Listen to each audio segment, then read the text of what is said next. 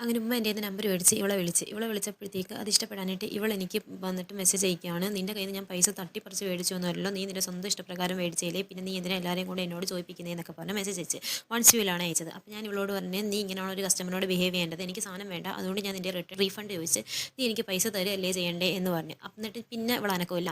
പിന്നെ പിറ്റേ ദിവസം ഞാൻ ചോദിക്കുമ്പോൾ ഇവൾ പറയും ഞാൻ തന്നിട്ട് മരുപ്പിന് പോയിട്ട് വരിക, അതിൻ്റെ അടുത്ത ദിവസം പറയും ഞാൻ താഴെ സ്റ്റേഷനിൽ നിന്ന് വരിക, അതിൻ്റെ അടുത്ത ദിവസം പറയും ഞാൻ ഹോസ്പിറ്റലിലാണ്, ഞാൻ ബൈക്കിൽ നിന്ന് വീണ്, ഇങ്ങനെ ഓരോ ദിവസം ഇവൾ ഓരോ ന്യായങ്ങൾ പറയും.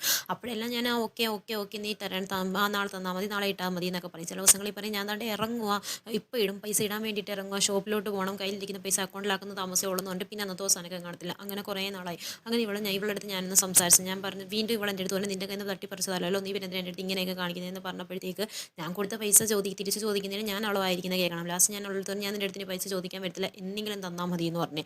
പിന്നെ അവളുടെ അനക്കോ ഇല്ല ആവിയില്ല. പിന്നെ അങ്ങനെ ഇരിക്കും ഒരു ദിവസം എൻ്റെ മാമി വന്ന് നമുക്ക് മെസ്സേജ് ഇട്ടിട്ട് പറഞ്ഞാൽ പൈസ തന്നേ പറ്റത്തുള്ളൂ, പൈസ വെറുതെ കിട്ടുന്നതല്ലോ എന്നൊക്കെ പറഞ്ഞപ്പോഴത്തേക്ക് ഇവക്ക് ആരെയും കൂടി ചോദിപ്പിക്കുന്നത് ഇഷ്ടപ്പെടുന്നില്ല. അങ്ങനെ ഇവള് 300, 200, 10 ഒക്കെ ആയിട്ട് അയക്കാൻ തുടങ്ങി. അപ്പോൾ 300, 200, 10 ആയിട്ടല്ല ഞാൻ കൊടുത്തത്, എന്നാലും വെള്ളം കിട്ടട്ടെന്ന് വിചാരിച്ച്.